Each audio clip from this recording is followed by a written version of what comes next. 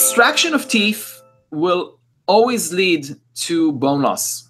Okay, take it as a fact. Okay, and if you don't believe me, look at all of your extraction sockets. Look at before and after, and please be honest. Take some pictures. Look at before. Look at the ridge contours around the teeth before they were extracted, and the ridge contour after the tooth was extracted and after the implant was placed and restored. And I bet that 99% of all cases, you'll see there was a shrinkage. And the shrinkage is in all three dimensions. The anterior maxilla is notorious for that.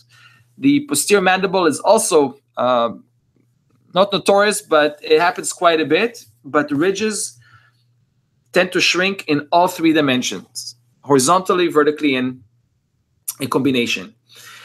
And the concept of guided bone regeneration has been so confusing.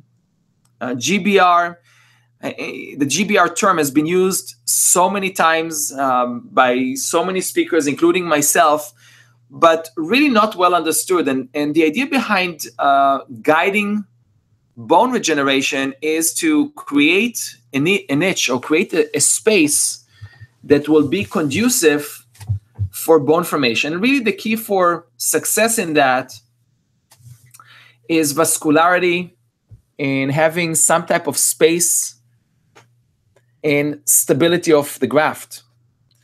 But it really does not have to be as complex if you think about the compartment technique. So I'm going to start with a relatively simple case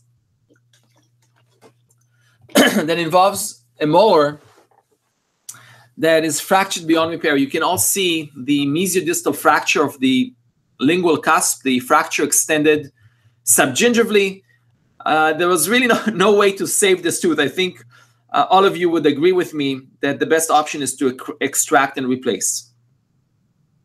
So when you're thinking about molar extraction, and if you think about the implant and you think about the extraction being a reconstructive event, you're not going to take your universal forceps and try to rip this tooth out of the jaw. Don't do that. Remove the fractured part first. In a case of lower molars, split the roots in a buccolingual direction. Make sure that the split is complete. Make sure that you're using the proper burrs.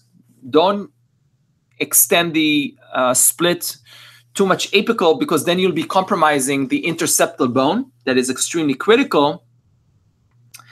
And then this tooth can be extracted one root at a time using medium straight elevators or root forceps. Okay, and this is what I call the protocol A of molar extractions. There are about 5 protocols that I go over in other trainings. But your goal right now is to remove the tooth in the least invasive way by maximizing the available bone. Okay, think about the implant that is going to come later.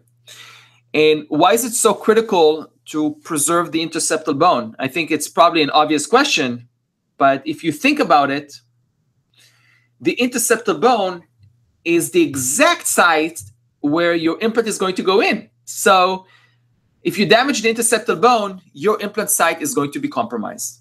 But more from a healing perspective, if you look at this site, how many walls does this extraction socket have?